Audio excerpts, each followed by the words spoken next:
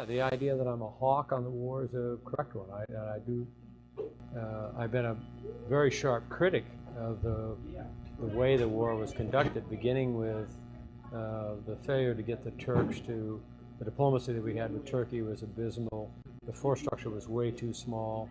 Standing down the Iraqi army and police force in May of 2003, the incompetence of the provisional authority that was supposing to be recreating Iraq, leaving the impression, both in the early days from a perception standpoint that we're the occupying force, and then in reality. We went to the Security Council and asked to be the occupying force.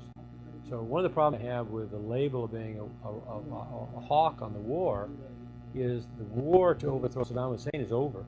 That ended relatively quickly in 2003. The question now is, what do we do with Iraq?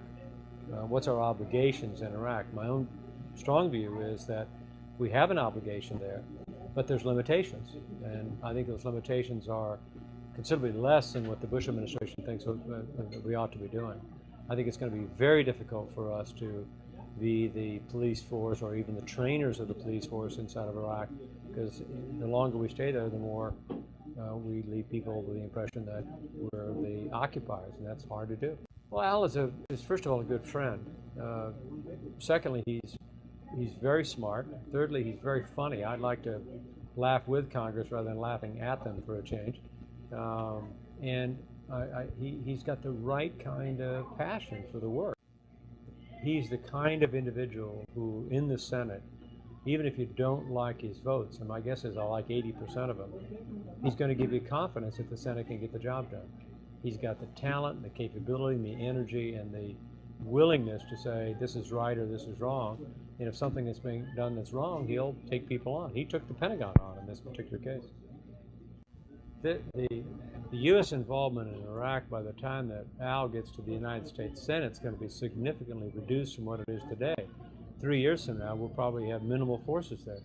The question is, what kind of judgment does he have going forward?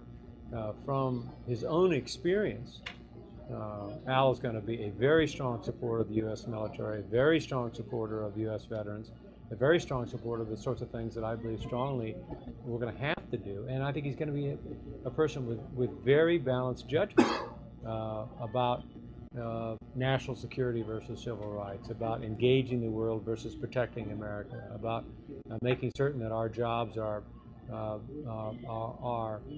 encouraged without necessarily erecting trade barriers. I think he's going to have a very balanced view, and that's what we need, in my view. We need people who have the capacity to try to figure an issue out and then reach a conclusion based upon what they think is right, not constantly trying to trim to a political pole.